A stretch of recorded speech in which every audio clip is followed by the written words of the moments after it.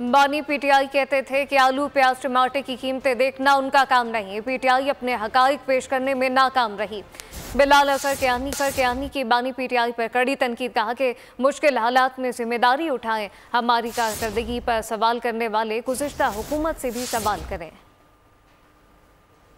आप बड़े फ़ख्र से ये बात कहते थे कि उनका काम आलू प्याज और टमाटर की कीमतें देखना नहीं, वो पता नहीं और कोई कौमियत की और बातें करते हैं, जैसे कि उसमें भी उन्होंने कोई मार्का मार लिया है। तो हम तो यही समझते हैं कि कौमियत भी यही है, खिदमत भी यही है कि लोगों की ज़िंदगी में आसानियाँ पैदा हों, कि महंगाई की शरह कम हो, कि लोगों को रोज़गार मिले, लोग बावसाइल हों, उन वसाइल से वो अपनी ज़रूरियात पूरी कर सकें और बाइज़्ज़त तरीके से हर शहरी पाकिस्तान की हर वो सहूलत हासिल कर सके जो दुनिया में और जगहों पे ज़रा तरक्की याफ्ता ममालिक में लोगों को मुयस्सर है।